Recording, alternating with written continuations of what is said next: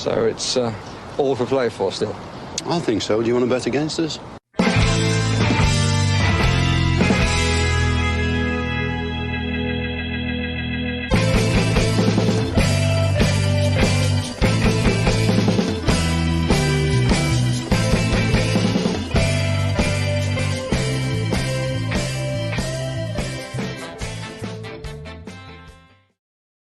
Good evening, everybody. Good night, or maybe good morning, depending on where you're watching from. And welcome to For the Love of Paul McGrath podcast. We're here with an Everton preview, and Paddy is going to be here soon. Just in case you're wondering, I'm looking feverishly around to see if he's joined into the backroom lobby there in our streaming software, but he hasn't joined yet. But he will be with us soon. And we will take you through everything to do with Aston Villa and Everton. It's one I know. Paddy's going to the game, and you'd swear he was going to. We were joking on our WhatsApp group today, and it was like as if he was on trial for something. He was dreading having to go, and I was like, "Come on, you got to go. You got to bring that positivity with you, because if I was going there, I know that I'd be positive and I'd be absolutely over the moon with it." But going to give a couple of minutes there for you guys to join. There's 39 of you guys on already, so that is good stuff. While I am doing that, I'm just going to take a sip from my mug. Yeah. Oh, sorry. What was that? You asked what this mug was? Oh, sorry, I forgot to mention it. Yeah, these are some of the mugs that we have in our Northern Ireland Mug Company collaboration. It's one of the ones with Villa and Coffee, and due to popular demand, there will be a Villa and Tea mug coming very soon as well on Northern Ireland Mug Company. So you guys, if you are interested in a mug and you want to help us out, you can very much so go on to the Northern Ireland Mug Company and purchase one. I think they're about 11 quid including postage. No, actually, I'm not going to go through the prices because I don't know what they are. But if you want to pop on the Northern Ireland Mug Company website, you will be able to find them. Also, the link will be in the description of this YouTube video as well. Whiskey in there for sure. Says Alex Roberts. Yeah, well, maybe in the post match after the game at the weekend, there might be whiskey in that one. So, yeah, it could be had. Kaua says, I'm hardly drinking bloody coffee. No, it's not. It is actually tea in the mug today. So, it's nice, refreshing tea with about. It's one of those cups of tea that I made that I put 2 spoons of sugar in. Forgot I put 2 spoons of sugar in. I put another 2 spoons of sugar in. So this is probably straight to the dentist kind of material that I'm drinking now. But hey, you got to do what you got to do. Anyway, that's neither here nor there. We've got a game coming up against Everton at the weekend, and I think this is very much a game whereby there's going to be tons of national media eyes on this game. There's going to be tons of local media eyes on this game, and I think, bearing the fact that a lot of you guys here will not be watching this from Birmingham, there's going to be a lot of international eyes on this from us, and I think that it's something that bears mentioning, that it's been a long time, if ever, that Aston Villa has gone into the second game of the season with, I'm going to call it, there's pressure on this game. There's pressure on this game because things have gone the way they've gone pretty quickly, and I don't know why that is the case. I don't know whether it's a mixture of just a real poor performance from the players, and I think sometimes, and I'm going to continually say this, and this isn't standing up for a manager or anything like that, because I think that I'm sitting back from this to have a look at it, but we got to blame the players as well as blaming Steven Gerrard. And what I don't want to happen, and what I'm beginning to see an awful lot, is that there is two camps, just like there was with the Dean Smith piece. There was two camps, and Villa fans were bickering and fighting with each other. Now, continue to do it if you want, but for me, I think that's kind of pointless, because I could just as easily pick out 3 or 4 players, which I have done in the tactical review, and blame those. But then again, I could also blame other players for doing what Steven Gerrard told them to do, which potentially wasn't right. Well, actually, which wasn't right, because the scoreline bore that out. So I think when we look at this game at the weekend, there's going to be a lot of things that people are going to want to see. I think structure, and I think strategy, and I think tactics are definitely more important than the personnel we put out in the field for this game at the weekend, and for this game against Everton. And that's why this team sheet tantrum for me is going to be, a really loaded one. I think from the point of view of things have to be right. Things have to be right. And we did it on the voicemail show that we did during the week. And if you guys haven't looked at that voicemail service that we have, you can go on to it, speakpipe.com / for the love of Paul McGrath pod, SPEAKPIPE, all one word, speakpipe.com. Actually, you know what? I think I have something here that might make it easier so that you guys can see it. Do I have it on an overlay? I do. There you go. Speakpipe.com. You can leave us a voicemail for our voicemail podcast. We're going to try and do this. I couldn't route the audio through correctly the last time. I do have that fixed now. What I need you to do is not enter an email address. Okay. If one person enters an email address, it actually ruins it for everybody, because I have to show a list of the voicemails on the screen. It's just the way that our streaming software works at the moment. I'm trying to find a way around it. So please do not enter an email. If you do enter an email, I will likely reach out to you via email and ask you to redo your voicemail with no email attached, because the emails, just from a privacy point of view, I don't want somebody's personal email to be shown on the screen to the millions of viewers that we have on any given podcast. So I don't want that. So the voicemail. But anyway, where was I going with this one? What was I talking about there? I actually can't remember. Can someone pop into the comments there and ask me and tell me what I was talking about there for a moment? Jesus, I can't remember. Can't remember what it was. I went off on a tangent. Oh, great. Paddy is here. Paddy is here. Thank God Paddy is here, because I completely lost my train of thought. Paddy, save me quickly. Save you. Sure, I'm always saving you. I know. What did you do now? I was sorry. Yes, Alex Roberts says there was two camps. Two camps of people. Yeah. So no, it was something after that. Anyway, what I was talking about that was there was two camps of people. Stephen Gerrard was 100% the problem. The players weren't the problem. And other people like, we got to give Gerrard time, and he needs to buy more and more players. And then fans are bickering at each other. And what I was saying was that it was the same as when Dean Smith was here, but a lot of those players are holdovers as well from when Dean Smith was here. So you kind of got to point the finger at the players at some stage, as well, with regards to that. So we're going to park that conversation for the moment, because my train of thought was completely lost. And we do have the most wonderful Paddy is with us as well. Paddy, you're going to be flying out to this game Friday night. You're not going Saturday morning, no? Friday night, yeah. Friday night, and you're going to be going to the Theatre of Sadness, Dreams, Opportunity. What are we going to call it? I got to my happy place. Whether I'm fucking happy when I'm there now will be another story, but we'll be happy before and be happy after. And it'll be good to see some old friends and have a few scoops and talk about the goings on of the last week or so, and hopefully talk about a bit of improvement. So we'll have to wait for that one, I'm afraid. And actually, I'm glad you came in there, Paddy, because I was just talking there that this is one of those games, and it must be the first time ever that Aston Villa would have tons of national media eyes on this game. Like there'll be a lot of people looking at this, because it seemed to snowball throughout the course of the week. There was a lot of bullshit rumors. Tommy Jordan was talking about. Was nonsense rumors left, right, and center on the internet over the past couple of days as well. But there are a lot of rumors there, and I think that the national media have picked up on that, and they've picked up on the discontent amongst the fan base, I suppose, towards that result. So there's going to be a bit of pressure in this game at the weekend.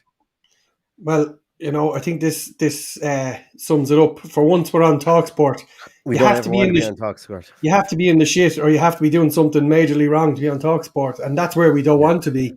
So, we talked for over the last year or so about how we do transfers and how we keep things under the radar, and all of a sudden we're all airing our dirty laundry in public, or it seems that way. So it's a little bit difficult to deal with at the moment. I'm not enjoying the fact that we're all over. Like even our own broadcasters here in Ireland are talking about us, and they only ever talk about Man U, Liverpool, maybe Leeds, maybe Chelsea. never Aston Villa, and all of a sudden we're the topic of conversation.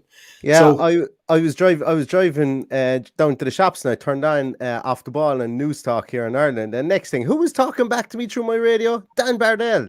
So it's if one good thing came out of the crisis, at least Bardell got to go on the radio in Ireland. And in fairness, he spoke really well. And there's a lot of people on that show actually. They're Villa fans. The presenter himself is a Villa fan. The producer is a Villa fan as well. So it was nice. It was actually.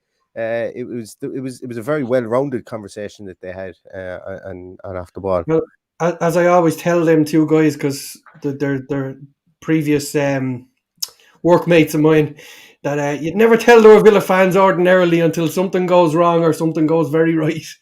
Yeah, And exactly. Unfortunately, it's all negative this week. So I'm hoping against hope that something is going to happen this weekend to turn things around. But I'm not overly optimistic that he can turn around that quickly.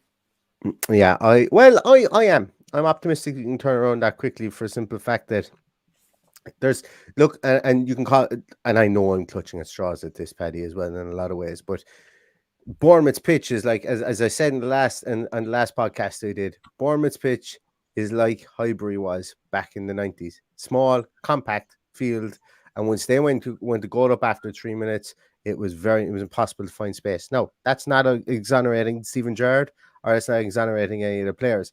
Villa Park, you would hope they would know every inch of grass there. You would hope that it would be something. And actually, I'm going to ask you a question here in a moment, Paddy. Remind me to ask you a question. I'm going to write it down because I've bloody forgotten nearly everything I've wanted to say in this opening segment of the podcast. But I think that that we have to attack from the off, and Everton's midfield could be untested from the point of view if they go with their new signings in midfield. If they start their new signings, which potentially they might have to do. Like Cody is definitely going to have to start in defence.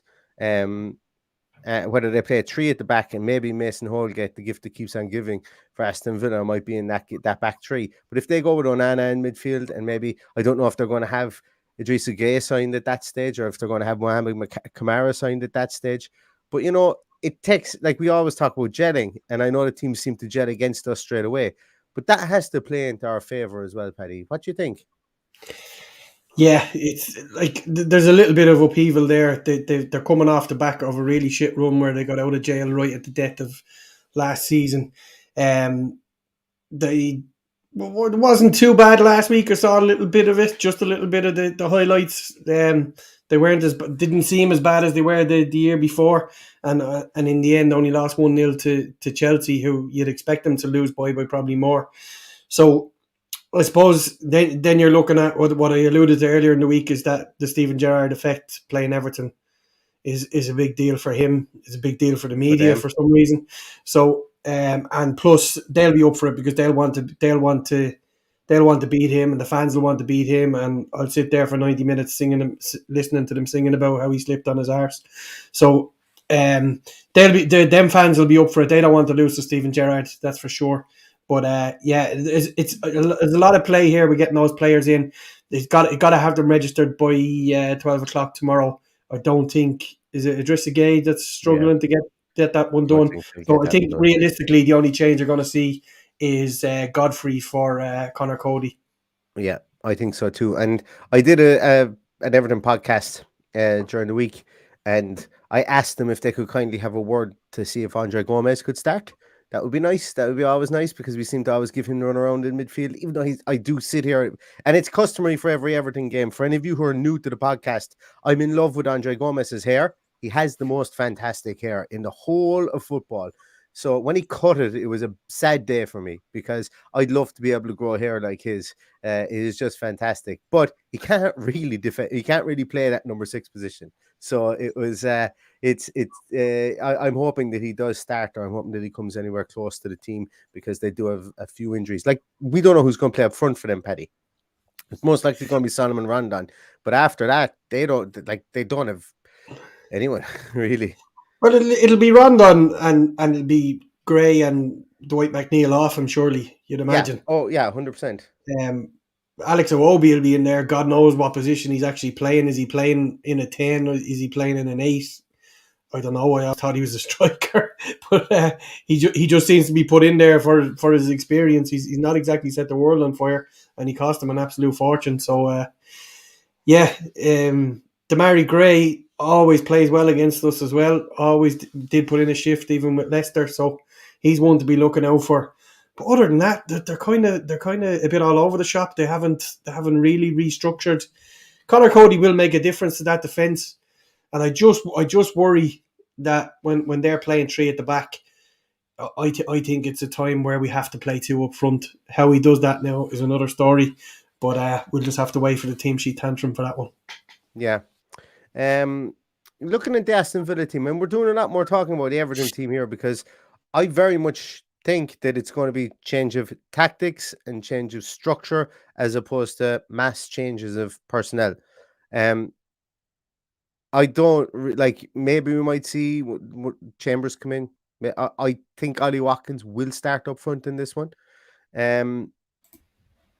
But I think with the Everton team, there's much more of a conversation. Like if they go three at the back, if they go with Holgate, Cody, Tarkowski, with Mikolenko on one side and Patterson probably the other side, as the wing backs, that could be dangerous. Like to be honest with you, that's probably a blueprint of how we should play at this moment in time, or it's about a 4-2-3-1 just to stay a bit more solid. But that will help their midfield an awful lot, even if they do have Onana or somebody like that, if they bring in the new guys into midfield. So it's going to be interesting because when you play with Dwight McNeil and you play with Demarai Gray, and that's what makes me think that they may not play with both of them. Like, what's the point in playing two wingers if you're going to play with two wing backs as well? To me, that doesn't really make much sense. But then again, Sound familiar? They're not. Well, we don't play with wing backs because we don't play three at the back, if that makes sense. But and then two wingers, but it doesn't really make. They play like wing backs, and we saw Boubacar Kamara drift into that centre half position when they did go forward. So very annoying. Yeah, I'm still a little bit broken from last week, and I'm just a little bit apprehensive of what's going to happen at the weekend. But I think the only way we're going to get at these guys is playing two up front. If I was picking the team, it would be Ings and Watkins. I think with a three at the back, I think you need to keep them busy. I'd even go as far as bringing in Watkins for Coutinho and Buendia for Bailey, and playing Buendia in behind the two guys. That's my tuppence worth on the team. I don't envisage. I think he's a stubborn kind of character. I think he'll stick to his back four as he did last week, because he took a bit of criticism during the week. I think he's the kind of guy that will stick with that. Didn't take much criticism for the rest of the team, so I think that's where the changes have been made. It'd be interesting if that is the case, because for a lot of reasons, because I don't think he's going to bow to the pressure to drop Coutinho. I just don't. I don't think there is pressure to drop Coutinho. Oh, there is, Paddy. Have you read the fan forum? The pressure's on Coutinho to earn his wages, but I don't think he's under pressure to drop him. Like I've said many times, these guys need games. So, as I said, if it was me picking the team, it would be Buendia in behind two strikers. But if he plays two strikers, more than likely it's going to be Coutinho in behind. For me, there's no way you can start Ezri Konsa. Like we can piss and moan about all the strikers all we want, and we can piss and moan, but we would have drawn 0-0 on Saturday if Ezri Konsa was able to defend two crosses.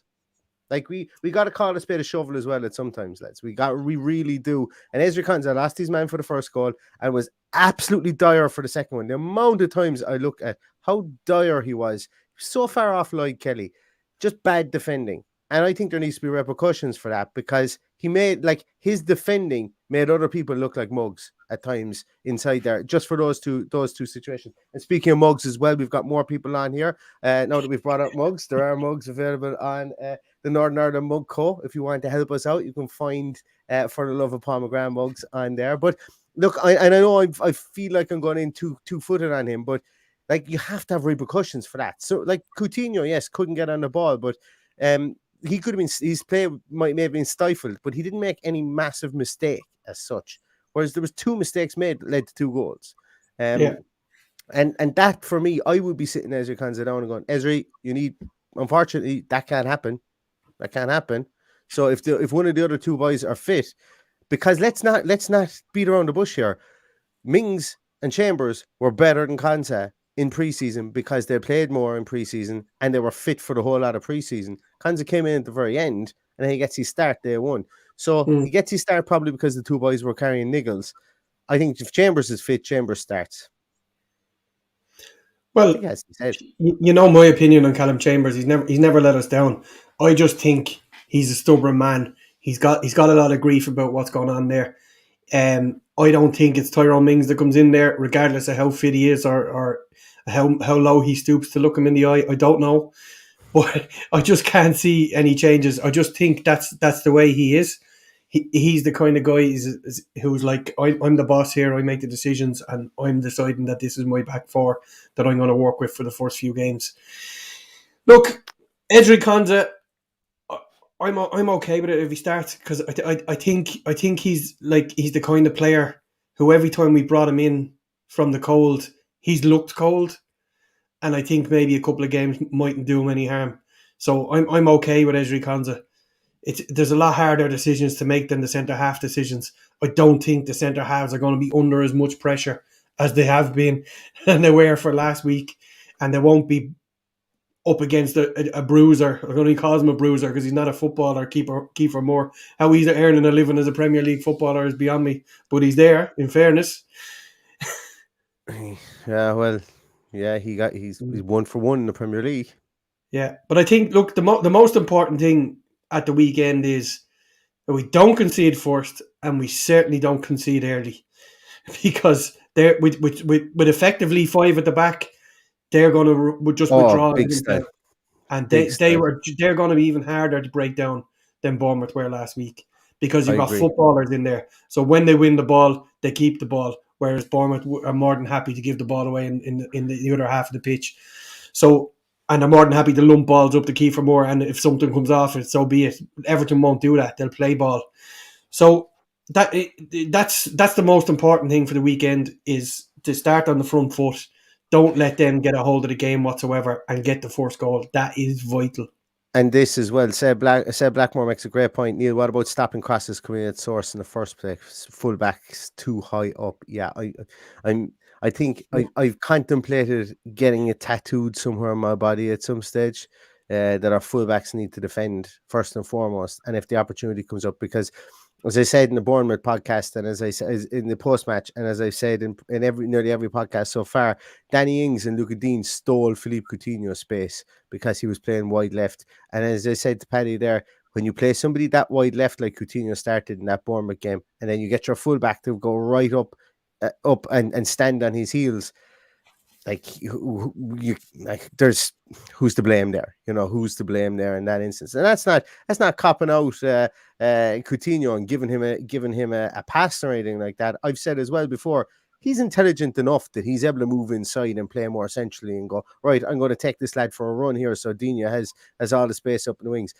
And Ings should be a bit more intelligent not to have to come so close to Coutinho as well, because not playing somebody through the centre is a big problem. And that's something I'm going to be really looking out for tomorrow. Whoever plays striker has to play through the centre specifically. And I know if they've got 3 at the back, you can still play through the centre and make your runs, almost like a wide receiver in American football. You start off running straight, and then you're running slants and you're running posts or whatever you need to do. You're going left and you're jigging right and whatever, trying to break offside traps so that people can get the ball in the middle and try and slide the ball down the side of the centre halves. Get centre halves turned is a big thing against the back three for me. And Ollie Watkins, I think, is probably the man for that. But I wouldn't be averse to Watkins and Ings playing up front either, for sure.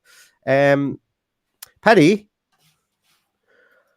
lads, what I've been doing today's been a really, really slow day for me. I didn't have much to do. So what I want to do is I want to introduce you to something. Sometimes I've got tons of segments that I need to do and I forget to go through them.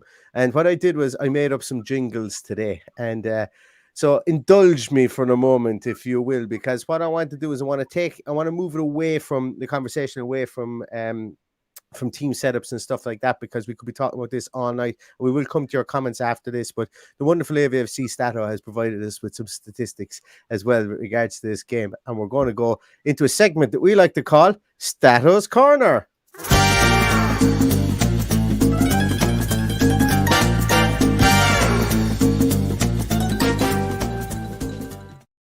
Now, look at that for production value, huh? Bet you no one thought they were going to see something like that, did they? Yeah, Stato Corner is here. So let's take a little look through some of the statistics that we have with regards to this game today, or today, tomorrow, to whenever, Saturday. Everton have failed to score in each of their last 3 away Premier League matches against Aston Villa, attempting 38 shots without success. They are the only side they've faced in each of the last 3 seasons and not scored against on the road. So, I know I can hear everybody screaming at their screens. Well, that's going to change on Saturday, but we're the only side. So, I hold out hope for that. Next one is the first managerial meeting between Aston Villa's Steven Gerrard and Everton's Frank Lampard, who started 59 matches alongside one another for England and were on opposite sides for 20 Premier League matches as players. Lampard won 10 of those with 7 wins for Gerrard and 3 draws. So let's hope that Gerrard can get one over him as a manager, and try and close that gap. 59 matches together. Didn't they always say they couldn't play together? Well, are Buendia and Coutinho the new Lampard and Gerrard? That's the question, I think. That's the question. This is the 105th different English top flight season Aston Villa and Everton are set to face. The most of any 2 sides in history. It is one of only 3 Premier League fixtures this season that was also played in the inaugural top flight season in 1888-89, along with Aston Villa versus Wolves and Everton versus Wolves. So, yeah. Suck on that, all you tin pot clubs with no history. That's what I got to say about that one. But I'm proud of that. I am always proud of that. And that's I do like Everton. I like Everton as a football club. I've been to Goodison 2 or 3 times, and I just think they're a proper club, and I love when we play them as well. There's no animosity. I don't know if there is any animosity between the clubs, but I don't seem to think that there is. Fourth one here is Danny Ings has 8 goal contributions in Premier League games against Everton in his career, which equates to 5 goals and 3 assists. Of all active players, only Harry Kane and Gabriel Jesus have more against the Toffees. That's some going for Gabriel Jesus. Isn't it just? Wow. So it's that's an interesting one. And last, but not least, and we get a lot of these ones. There's going to be a lot of these this year. Where Aston Villa's Philippe Coutinho has been involved in 4 goals in his last 3 home league starts against Everton, 2 goals and 2 assists. Most recently, scoring and assisting in a 3-1 win for Liverpool in April 2017. Can we please turn the calendar back to 2017 on Saturday, please, so we can get that Philippe Coutinho? Not the Philippe Coutinho that's gone through preseason and the first game, please. That would be nice. That would be really, really nice. Wouldn't it just? Exactly. So that concludes our wonderful segment called Status Corner.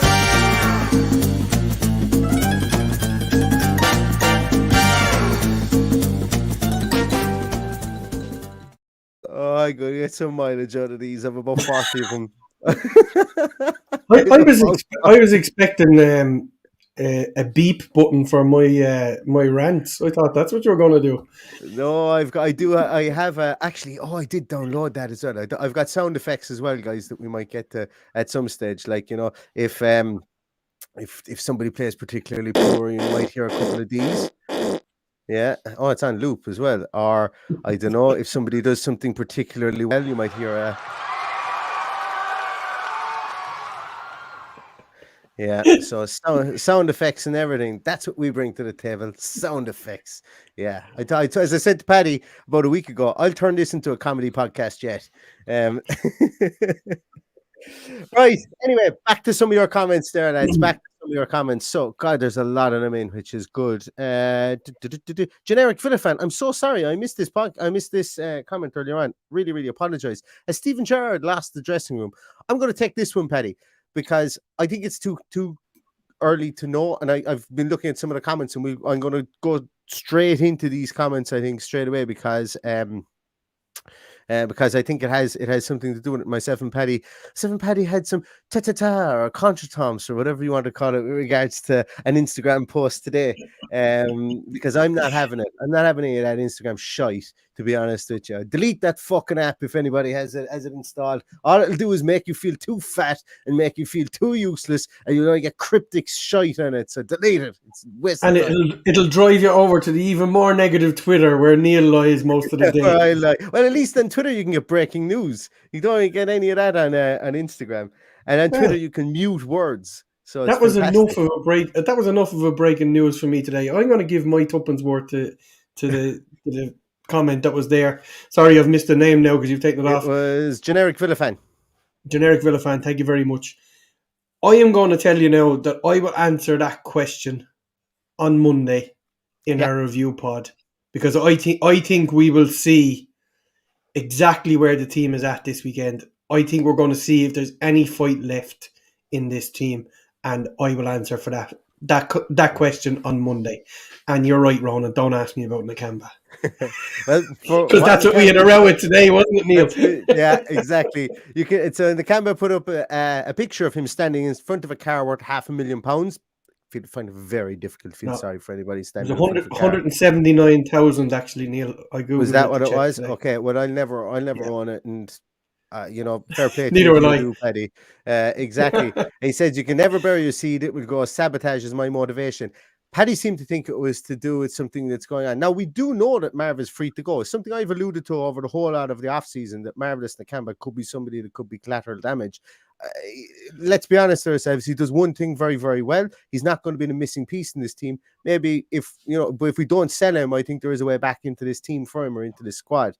Now, I seem to think that someone robbed the allies off the other side of the car, and that's why he was pissed off. But Paddy seemed to think that he was pissed off about not being played or not being in the squads and so on. So, no, I didn't say that at all. I said his missus took his keys and he couldn't go to training. That's what I said.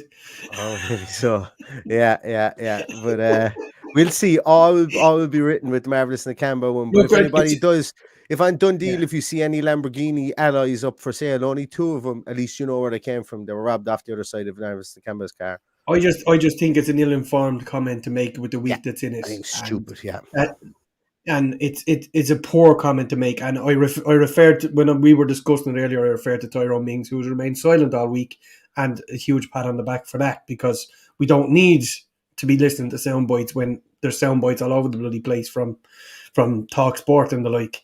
But I've forgotten where I was going. Oh, Marvellous. I think there is a need for Marvellous. I think there's every need to have Marvellous there. What happens on the 6th of September or whoever we're playing, Man City or whoever it is that weekend? We have two number sixes that can play there and stop them play the ball in front of the box. So we need Marvellous. I believe we need Marvellous, unless we're replacing him, and then I'm okay with that.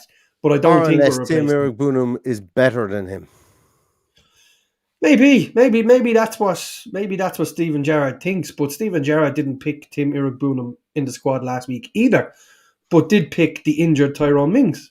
So riddle me that one. That's and herein is where the questions are coming from, and the questions will continue to come from, and that's why you were smart in saying on Monday you will answer those questions, or you'll answer that last question that we had. Any other things here? Oh, I'm after losing my comments. Where did I go to? Where is it? There was one there. I was just looking at it. Paddy, if Watkins and Ings fail to finish chances this week, I know it says here we may see Archer next. But do you think that Steven Gerrard would pull the trigger on Cameron Archer starting in a Premier League game within the first 10 games of the season? I personally don't. And this isn't to say that I don't like Cameron Archer, but if you're a manager under fire and you're going to a 20-year-old striker that doesn't have a Premier League goal to his name, I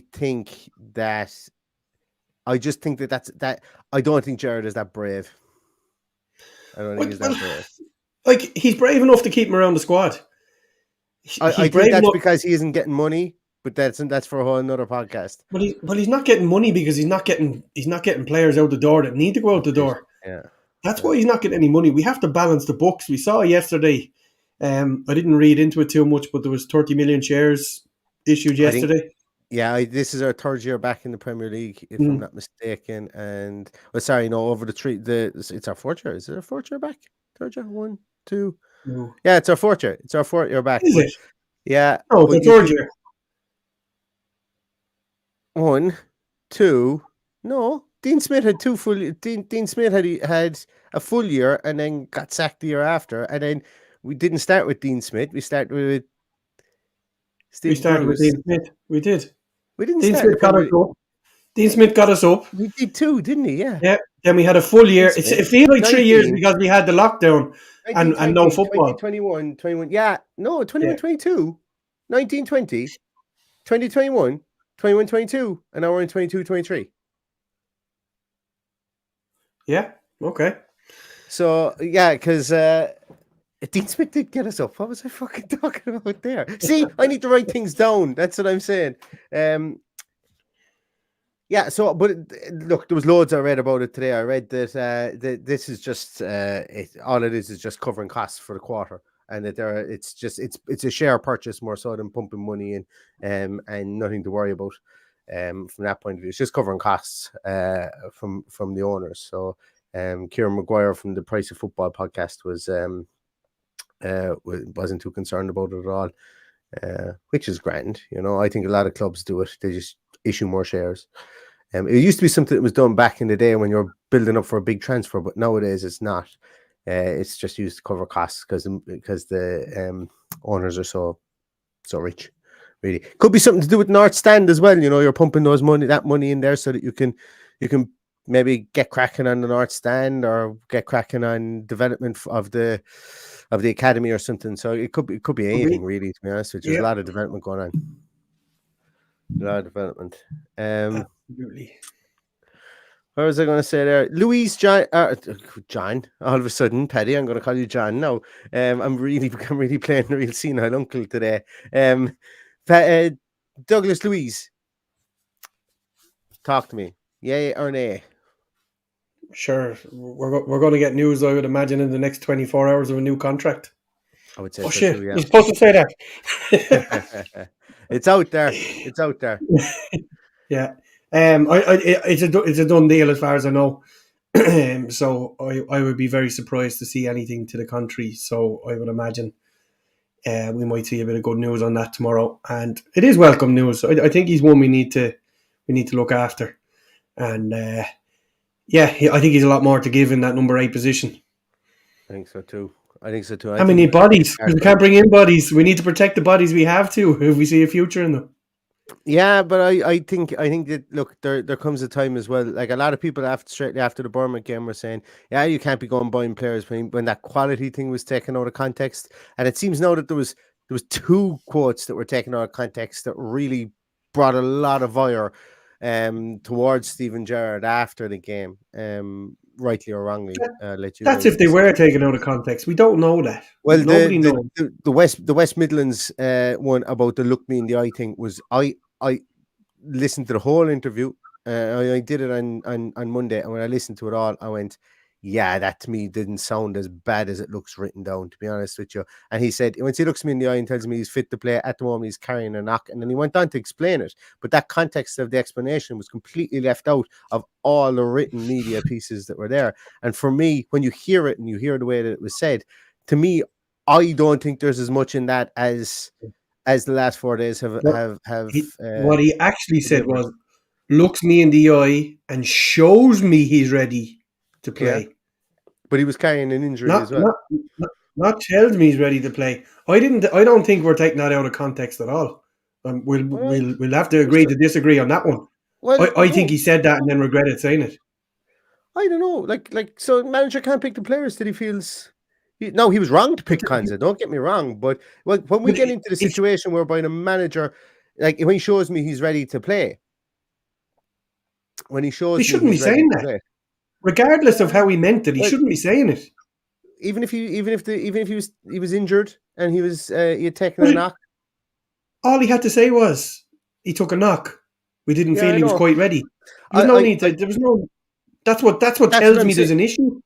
And that's what I'm saying is taken out of context, because he clarified what he meant by it afterwards in the interview, and then that interview was halfway around the world, or that quote was halfway around the world before the context was ever put towards it. So now we're only kind of like reading into it now, whereas if the whole quote was printed day one, I don't think people were reading into it half as much. That's kind of what I'm saying with regards to it. But we're reading into it now because we know that Mings was dropped and he was the captaincy was taken off him and stuff like that. But if he was carrying a knock, why was he on the bench, number one? So there's a lot of reasons to give out about Gerrard. I said that earlier on. But my biggest problem is here, that is not how you phrase something, regardless of who you're talking about. Yes, with the likes of Carney, who wouldn't sign a contract, that was absolutely understandable. But with a current player who has plenty of money in the bank with us as fans, yes, he has a mistake in him. All players have a mistake in him. Unfortunately, when he makes a mistake, it usually leads to a goal or a goal opportunity. So he has money in the bank for me. Gerrard doesn't. So Gerrard needs to be more careful in what he says in interviews. 100%. Like, this is a guy that won't come out and criticise absolute bullshit referees, but will criticise his own players. That does not make any sense to me. And we're in 100% agreement on that one. Like, if you don't have anything good to say to a fellow with a microphone, don't say it at all.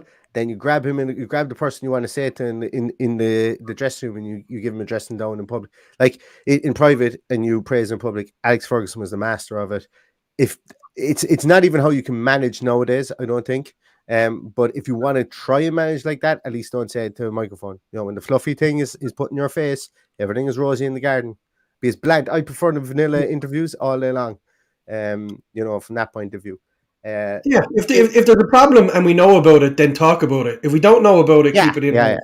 That's absolutely the long and the short of it. And I think we like.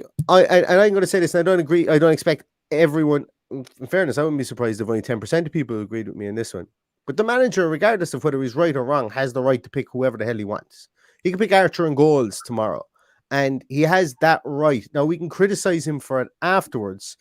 And we will criticize him afterwards. So if in the interview afterwards, he fully in his heart of hearts believes that he picked the right team, we can criticize him for it, but he has the right to say that, and he has the right to pick that team, shit and all as it might be. And I'm not saying that he picked a bad team at the weekend against Bournemouth, but, that's why he's there. And look, as I say, if a manager is going to continually do that, they're not going to be around for long enough. And it's frustrating for us. But look, that's just the way the cookie crumbles, and we can criticize him after the event.